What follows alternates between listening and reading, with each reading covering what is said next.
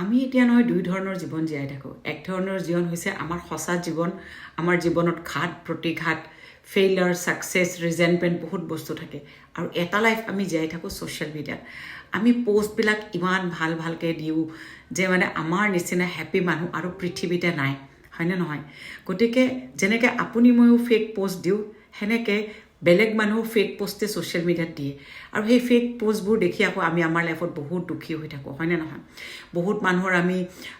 কি কয় মৰম ভাল পোৱাবোৰ ফেচবুকত দেখা পাওঁ যে কাৰোবাৰ বাৰ্থডে উইচ কৰিছে হাজবেণ্ডে ৱাইফে হাজবেণ্ডক ৰাতি 12টা বজাত আৰু লিখিছে যে মানে you are the love of my life you are everything for my life আৰু হয়তো আপোনাক দিয়া নে সেইবোৰলৈ আপুনি বহুত দুখ কৰি আছে কিন্তু তাৰে 99% হৈছে দেখাৱা আৰু ফেক কোনোবাই যোনে নিজৰ ঘৈণীয়েকক ভাল পায় বা গিৰিয়েকক ভাল পায় তেখেতক ছ'চিয়েল মিডিয়া নালাগেতো আহি ক'ব কাৰণে